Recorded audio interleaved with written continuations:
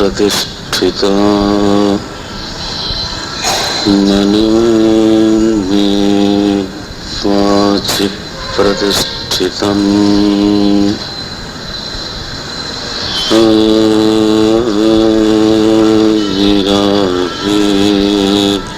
मेधि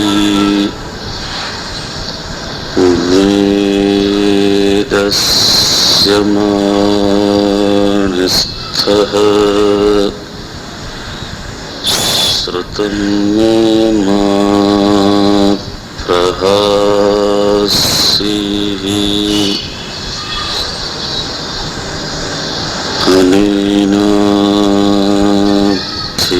अनेनाधीतेन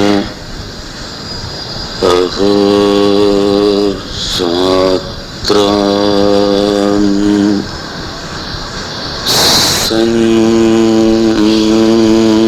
संदधामि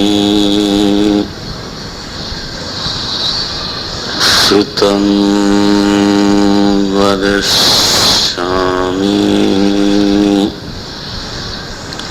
सत्यं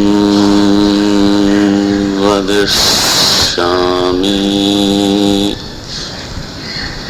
तन्मामवतु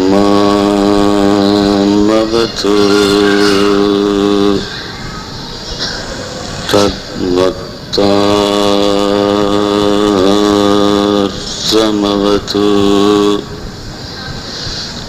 अवतु माम्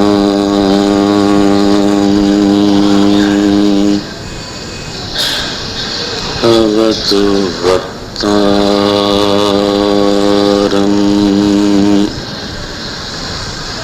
अवतु भक्तारम्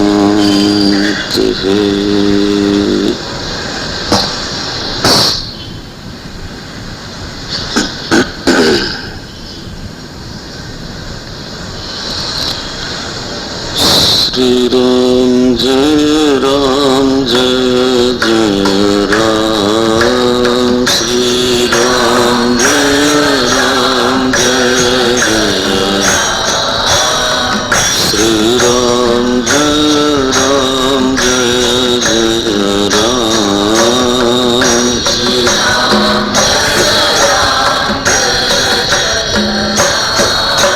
Shri Ram Jai Ram Jai Jai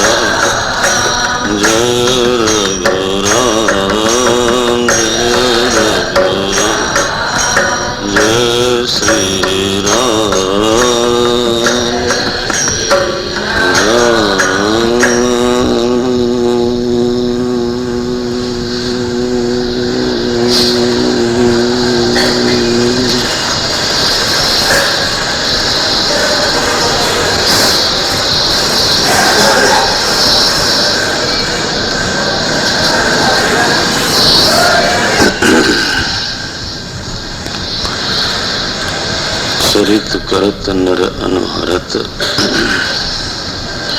संस्कृति सागर सेतु। ये 87वां दोहा है अयोध्या कांड में, 87th। गोस्वामी जी लिखते हैं, शुद्ध सच्चिदानंदमय कंद भानुकुल केतु, चरित करत नर अनुहरत संस्कृति सागर सेतु। तो आज की तिथि में हम लोग संस्कृति के सागर में पड़े हुए हैं। हमारे ऋषियों को ऐसा लगता है, इस तरह से वो हम जिस परिस्थिति में हैं उस परिस्थिति को वो इस तरह से कंसीव करते हैं, इस तरह से उनको दिखाई देता है कि जैसे कोई व्यक्ति हो और वो महासागर में तो पड़ा हुआ है। सागर किस बात का है? तो बोले संस्कृति। संस्कृति माने संसरण। संसरण की जो हमारे जीवन में प्रतिक्षण अनुभूति है, सरकने की जो अनुभूति है कि हम एक परिस्थिति से दूसरी परिस्थिति में, एक मूड से दूसरे मूड में, एक भाव से दूसरे भाव में, एक विचार से दूसरे विचार में, प्रतिक्षण हमारी जो स्थिति है वो स्थिति है नहीं। गतिमान हमारी स्थिति जैसे गतिमय है। हम निरंतर एक मूड से दूसरे मूड में, एक विचार से दूसरे विचार में, एक परिस्थिति को छोड़ते हैं, दूसरी परिस्थिति में प्रवेश करते हैं। यह आज की हमारी अनुभूति है। इसको बोलते हैं संसरण। एक शब्द बनाया उन्होंने, और संसरण को ही लोगों ने बाद में कहा संसार। संसार सरकने का जो अनुभव है, अपने को जो हम गतिमान अनुभव करते हैं, चलता हुआ अनुभव करते हैं, किसमें? परिस्थिति में, एक अनुभूति से दूसरी अनुभूति में। तो ऋषि कहता है कि ये सागर है। गोस्वामी जी ने तो ऋषियों से ही लिया। तो यह जो संस्कृति है, संसरण है, ये मानो एक तरह का सागर है। सागर माने सागर के बीच में जो व्यक्ति है उसको कोई किनारा दिखता नहीं कि सागर कहां से शुरू हुआ और इसका कहां अंत है। अगर किनारा दिखता है तो वो सागर नहीं रह जाता, वो झील बन जाता है, सरोवर बन जाता है। तटहीन अनंत अपार जलराशि जब लगती हो उसी को सागर कहते हैं। और मेरा संसरण कहां से शुरू हुआ? I do not know that. कब से ये शुरू हुआ नहीं बोल सकते। कहां जाके समाप्त होगा नहीं बोल सकते, क्योंकि इसका और छोर मालूम नहीं पड़ता। इसलिए इस संसरण के अनुभव को ही क्या कहा गया? सागर। तो संस्कृति सागर। इसमें समस्या क्या है? संसरण है तो है, समस्या क्या है इसमें? असल में यही समस्या की जड़ है। एनालाइज किया जाए तो थोड़ा आपको ध्यान देना पड़ेगा।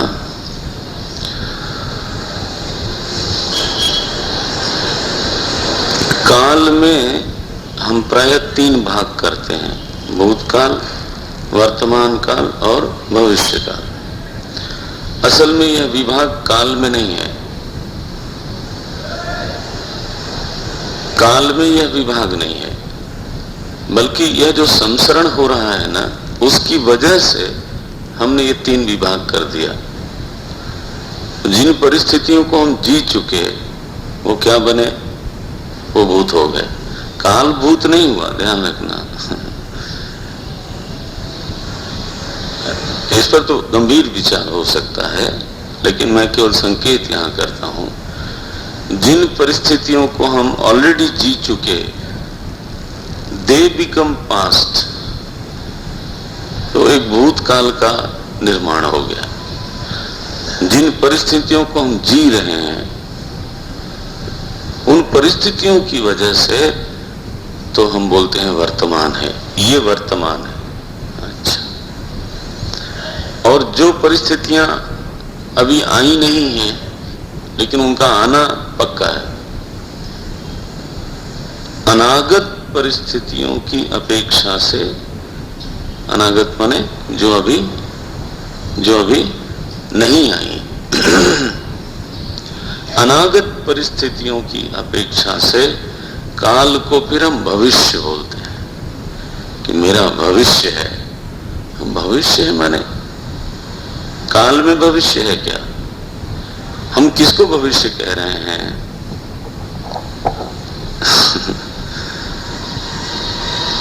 जो परिस्थितियां आनी हैं, मैं उनकी प्रतीक्षा कर रहा हूं, मैं उनका इंतजार कर रहा हूं।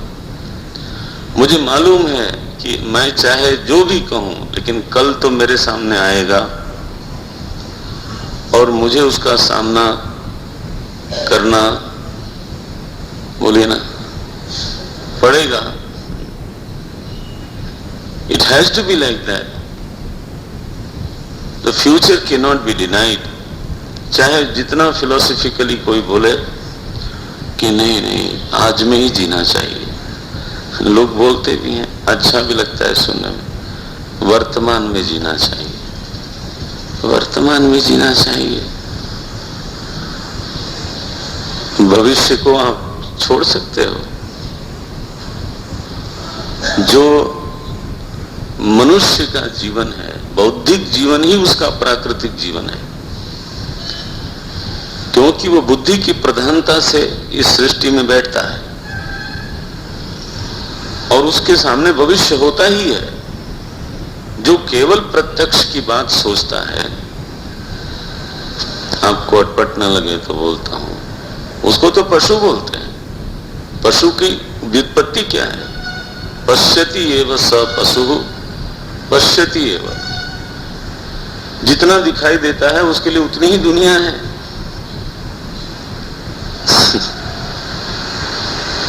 उसको नहीं मालूम कि अब सूखा पड़ेगा तो पानी का इंतजाम करना चाहिए, नहीं। यह जो भविष्य है, ये संसरण के कारण ही काल में एक प्रकार का विभाग बन गया कि एक भविष्य नाम की चीज है। अच्छा, अब इसमें समस्या क्या? समस्या ये है कि भविष्य का आना निश्चित है, लेकिन वो कैसा होगा ये मैं नहीं जानता। तो भविष्य में अनिश्चितता रहती है। अगर आप रोज राशिफल देखते होंगे ना, कैलेंडर, वहां अखबार में अपना देखते हैं लोग प्रायः, तो उसमें मिश्रित रहता है। 2 लाइन होगी, अच्छा, तीसरी लाइन खराब भी धीरे से उसमें डाल ही देगा वो। अब घबराइएगा नहीं, आप 12 पढ़ डालिए पहले। वो अखबार में जो 12 राशि सारी पढ़ी है, सब का यही हाल है। एक में भी पूरा नहीं मिलेगा आपको, इसलिए अपने को लेके चिंतित होने की जरूरत नहीं है। वो जो जिन्होंने लिखा होगा ना, उनका भी ऐसा ही होगा।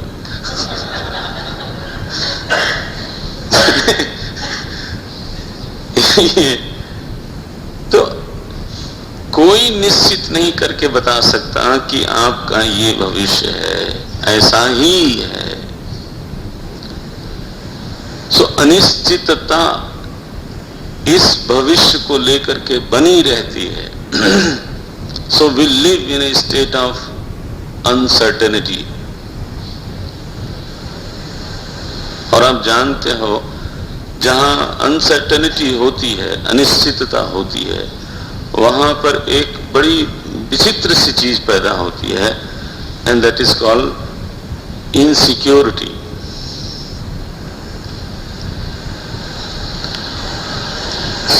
असुरक्षा की भावना।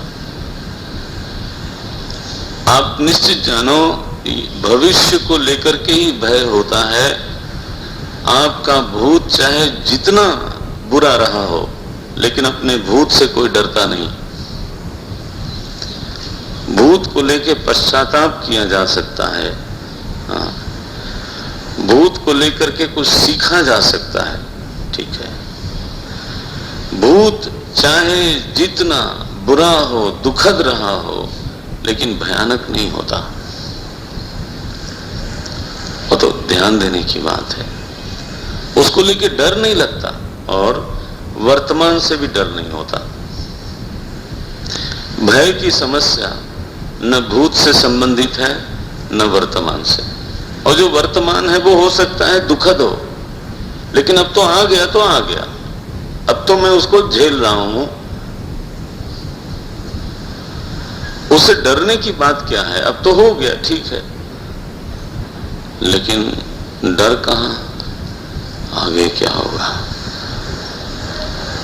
ये रोग तो आ गया तो आ गया, अभी तो ठीक है, लेकिन कहीं ये आगे बढ़ न जाए, बस। वो बढ़ने का भय है जो अभी नहीं है। अभी तो हमारा संबंध ठीक है, लेकिन पता नहीं आगे कैसा होगा। तो अभी तो हमारी आर्थिक स्थिति ठीक है। देखो, भय का वर्तमान से संबंध ही नहीं है मेरे भाई। भय का भूत से संबंध ही नहीं है। यह जो रोग सबके मन में बैठा हुआ है ना, हर व्यक्ति कहीं न कहीं डरता है, चिंतित है, इनसिक्योर है। ये बहुत बड़ा रोग है मनुष्य का। इसका सोर्स क्या है उसको भी तो खोजना चाहिए। कहां से ये रोग पैदा होता है? जब तक कारण न जाने तब तक आप निवारण क्या करोगे? यह रोग पैदा हुआ भविष्य को लेकर के, और भविष्य की कल्पना पैदा हुई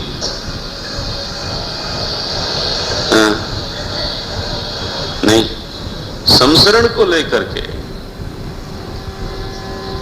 विचार का क्रम पकड़ के रखना पड़ेगा। विचार में एक डेवलपमेंट होती है, विचार में एक विकास होता है, उसको पकड़ना पड़ता है। तो जब तक संसरण है, निर्णय क्या निकलता है? जब तक संसरण है तब तक भविष्य है, और जब तक भविष्य है तब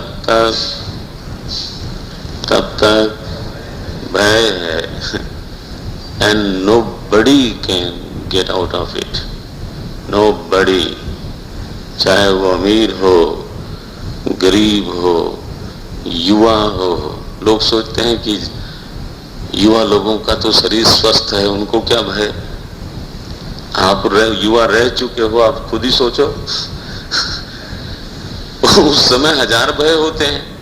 अच्छा, युवा लोग सोचते हैं कि बुजुर्गों को तो अब ज्यादा भय नहीं होना चाहिए, अब उन्होंने अपनी सारी रिस्पॉन्सिबिलिटी पूरी कर ली।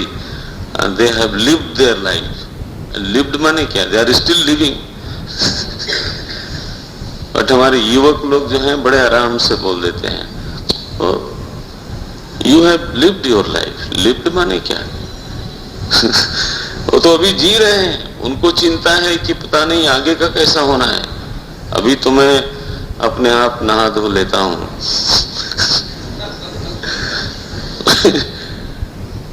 भविष्य जब तक सामने खड़ा है तब तक निर्भयता की बात।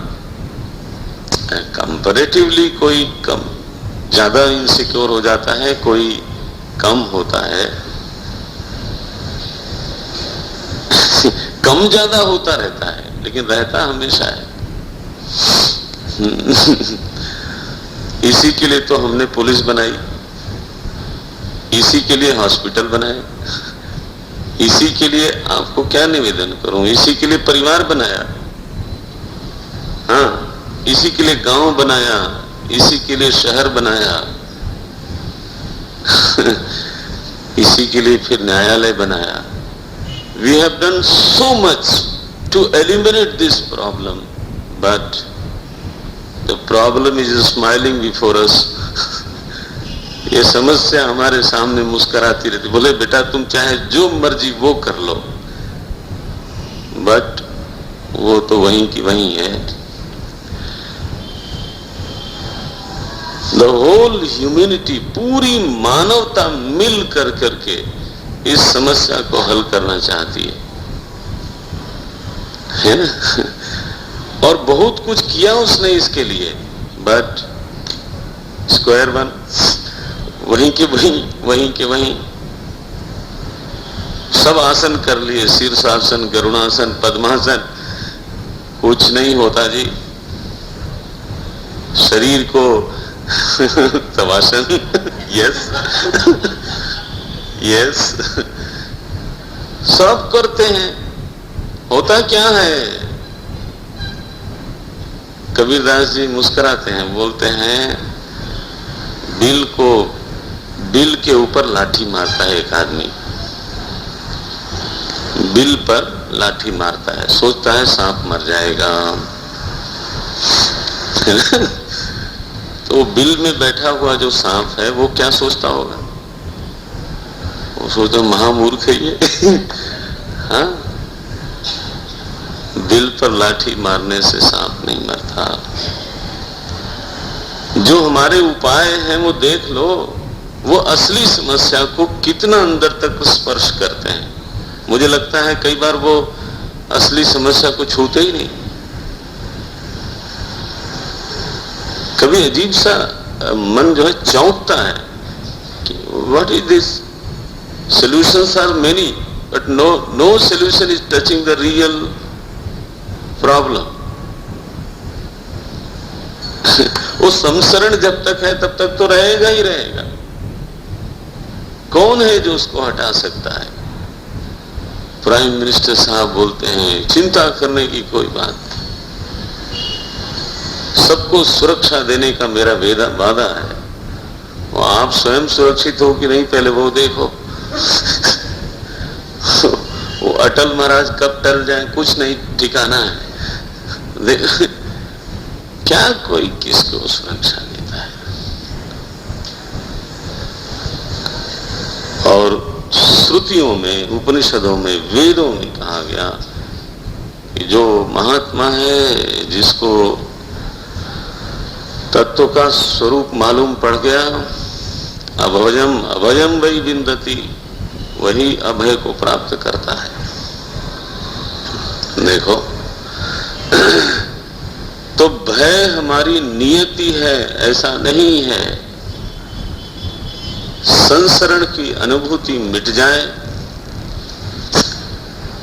तो निर्भयता तो अपना स्वरूप ही है। कैसे इस संसरण के सागर को पार किया जाए। यहां एक पंक्ति आ गई इसलिए इतना बोलना पड़ा। बोले संस्कृति सागर सेतु। यह जो भगवान राम का चरित्र है, चरित करत नर अनुहरत, हम लोग रामायण ऐसे ही पढ़ते हैं। हाँ? वो एक एक शब्द उनकी कलम से जो निकला है वो ऋषि वाणी है, उसको आप इधर उधर नहीं कर सकते। अब तो उतना समय नहीं होता कि हम सारे ही पदों को ऐसे विस्तार से लिया जाए। भगवान राम ने जो चरित्र किया, जो व्यवहार उन्होंने स्थापित किया, जो मर्यादाएं स्थापित करी, वो स्वामी लिखते हैं हमको उसके पीछे पीछे चलना है। चरित करत नर अनुहरत। इस अनुसरण से क्या होगा? बोले अनुसरण से संसरण के पार जाओगे आप। संस्कृति सागर सेतु, इसका जरा विज्ञान देखो, काम की चीज है। वो भूत के विषय में जो विश्लेषण होता है उसको भौतिक शास्त्र बोलते हैं। रसायन के विषय में जो विश्लेषण होता है उसको रसायन शास्त्र बोलते हैं। शरीर के रोगों को लेकर के जो चर्चा होती है वो चिकित्सा शास्त्र है, ध्यान रखना। लेकिन जो जीवन को लेकर के विश्लेषण होता है उसको जीवन विज्ञान बोलते हैं। हाँ, उसमें शरीर, मन, बुद्धि, आगे पीछे सब आता है, उसी को अध्यात्म विद्या बोलते हैं। और गीता में लिखा भगवान ने, अध्यात्म विद्या कोई पूरा करेगा? न कोपि अस्ति अत्र अध्यात्म विद्या विद्यानाम। सारी विद्याओं में मैं कौन हूं? बोले मैं अध्यात्म विद्या हूं। ये 10वें अध्याय में। तो ये विश्लेषण की चीज है, समझने की बात है। क्या बोलते हैं ऋषि लोग? धर्म का प्रभाव, धर्म की उत्पत्ति कहां से होती है, इस बहुत विचार हुआ है, बड़े बड़े ग्रंथ लिखे लोगों ने। लेकिन एक पंक्ति आती है छोटी सी जो प्रचलित भी हुई, लोग जानते हैं उसको। आचार प्रभवो धर्म। आपने सुना होगा ये शब्द, आचार प्रभवो धर्म। धर्म की उत्पत्ति कहां से? तो बोले आचरण से। ये प्रथम है। विचार प्रभवो धर्म ऐसा कहा नहीं, पकड़ना इसको। हाँ, आपने वेद का उद्घोष सुना होगा, सत्यम वद धर्मम चर। तो ऐसा नहीं कहा कि सत्यम वद धर्मम वद, धर्मम चर, आचर। तो आचार प्रभवो धर्म क्या कहता है ऋषि, और वेद हमको क्या समझाता है कि देखो जी, आपके विचार अच्छे हो जाएंगे, उसमें टाइम लगेगा। आपकी मान्यताएं बिल्कुल शास्त्र सम्मत हो जाएंगी, उसमें भी टाइम लगेगा। प्रभु के प्रति प्रेम जग जाएगा, हो सकता है, लेकिन समय लगता है। नहीं, पहला काम यह है, अगर हम अपने आप को साधक समझते हैं तो, कि जहां तक अपना बहिरंग जीवन है, रहनी है, वो उसको तो शुद्ध कर लेना चाहिए। माने जागने से सोने तक का जो जीवन है, लोगों से जो हमारा व्यवहार होता है, वो पहले उसको कसने की जरूरत है। अगर वो कठिनाई भी पड़ती है तो इंच बाय इंच उसको जीतना है। आप देखेंगे कि अपने को अगर कोई सचमुच में ये एक बार ठान ले, संकल्प कर ले, तो लगता है कि there is lot of scope for improvement. अगर हम अपने जीवनचर्या पे ध्यान दें तो लगता तो है कि बहुत जगह है जहां हम अपने आप को बेहतर बना सकते हैं,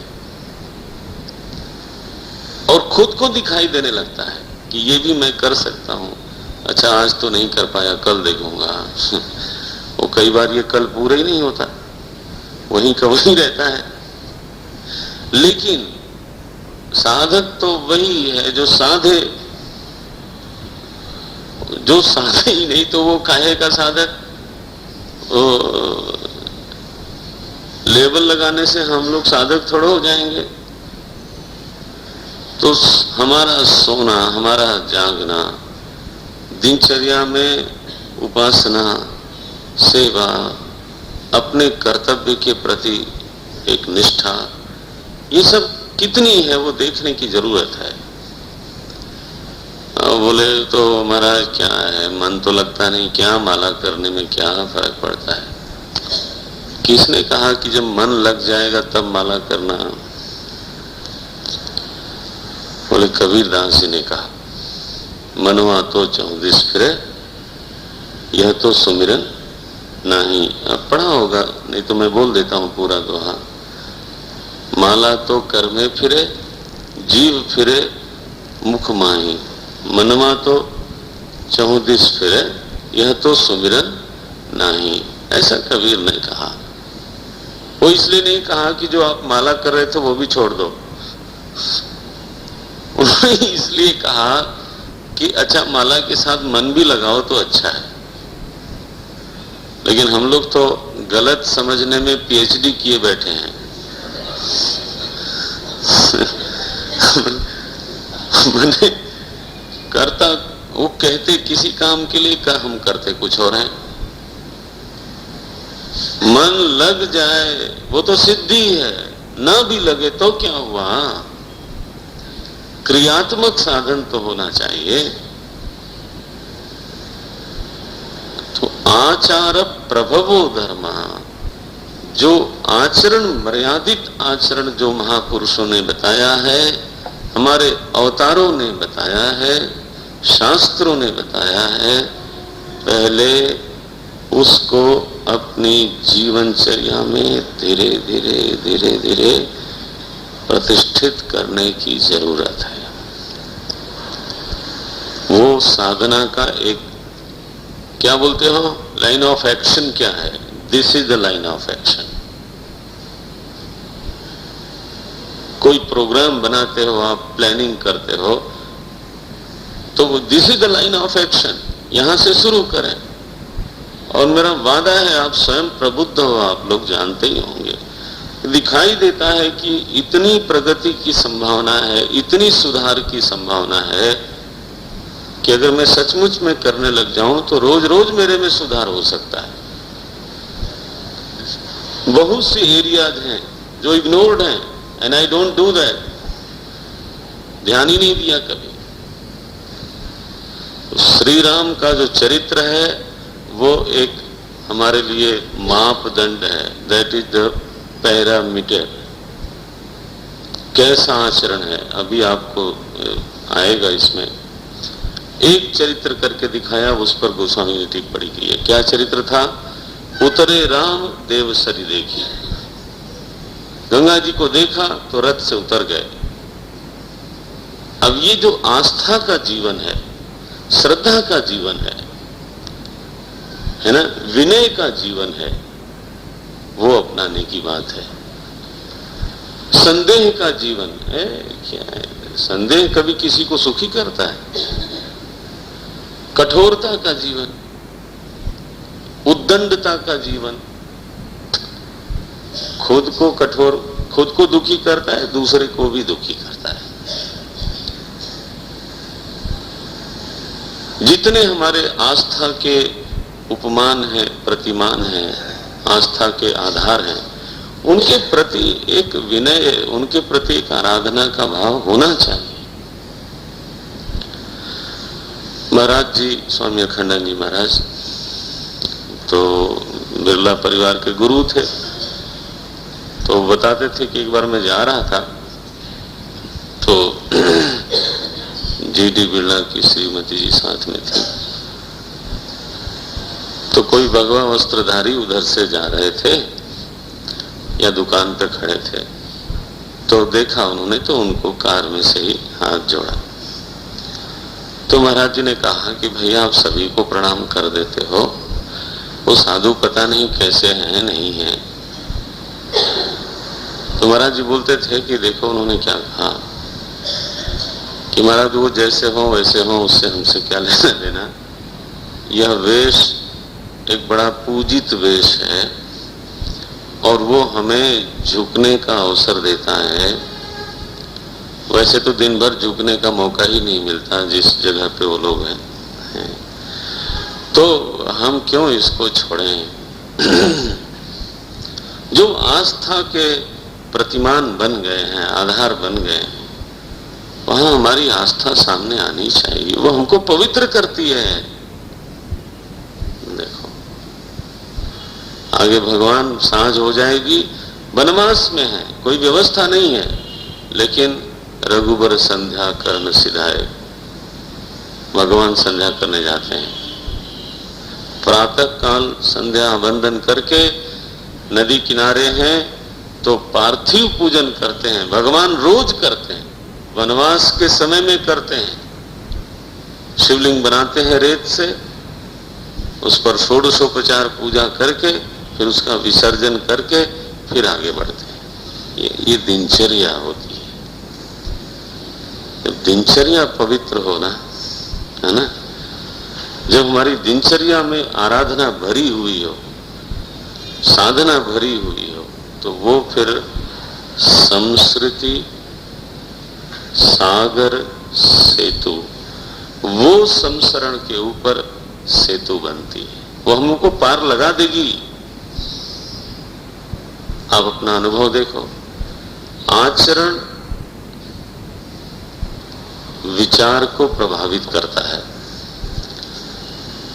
आपका अनुभव होगा ये, कोई काम 10-20 बार आप करें ना, अगर गलत भी होगा ना वो, तो धीरे धीरे बुद्धि उसको स्वीकार करने लग जाती है। स्वीकार ही नहीं करती, उसका औचित्य सिद्ध करती है कि इट इज जस्टिफाइड। लोग बोलते हैं चलता है आजकल। अच्छा, चलता है आजकल, क्या चलता है? जो पहले जो पहले नहीं चलता था। This is the habit of intellect, बुद्धि का यह अभ्यास है, वो ठीक बात नहीं। इसलिए आचरण शुद्ध हो तो बुद्धि की शुद्धि बनी रहती है। और एक पवित्र आचरण में एक सुख पैदा होता है, यह अनुभव सिद्ध है। पवित्र आचरण में एक प्रकार का सुख पैदा होता है जो भोग के सुख से कहीं गहरा होता है, भोग के सुख से कहीं ज्यादा स्थायी होता है। और उस सुख में आघात की संभावना कम होती है। केयरफुली, हाँ, आघात की संभावना कम होती है। ये भोग के सुख में, यश के सुख में, ये तालियां बजने से जो सुख होता है, इस सुख में आघात की संभावना बहुत है। एक सम्मानित व्यक्ति आवे, 100 आदमी खड़े हो जाएं उसके स्वागत में, और एक आदमी न खड़े हो, बस उसके सुख पर आघात लगेगा कि नहीं? ये है यश का सुख। ऐसा सुकुमार सुख होता है जिस पर कोई भी चोट मार सकता है। 10 आदमी श्रद्धा आपके ऊपर करते हैं, मजा तो आता है, लेकिन एक आदमी अगर थोड़ा कठोर हो जाए तो वो 10 की श्रद्धा एक तरफ रह जाएगी। तो हमको दिन भर क्या याद आएगा कि अमुक व्यक्ति ने ऐसा कहा, देखो क्या किया। लेकिन यह जो पवित्र आचरण का सुख है ना, आप देखना इसको, इसमें चोट खाने की संभावना बहुत कम होती है। और वेद कहता है सुख तो वही हो जो फूल प्रूफ हो। वो सुख क्या जो छुई मुई की तरह है, कोई भी उसको बिगाड़ सकता हो। एक आदमी उठे और उसको बिगाड़ दे तो हो गया काम खत्म। सो आचार प्रभवो धर्म। मर्यादित जो जीवन है, पवित्र जो जीवन है, बोले तुम्हें जो संसरण का सागर लगा हुआ है ना साथ में, जिसके कारण भय है और भय के कारण लोभ होता है। आपको क्या कहें, आदमी भयभीत है इसलिए कि कल पता नहीं कैसा होगा, इसलिए संग्रह करता है, जुटा के रखें। महाराज कितना जुटाओगे? और महाराज लड़कों के लिए। अच्छा, और हो गया उनके लिए भी? नहीं, उनके भी लड़के, 7 पीढ़ियों के लिए। तो आप बिल्कुल निश्चित हो गए हो कि हमारी आगे आने वाली 7 पीढ़ियां सब महामूर्ख होंगी,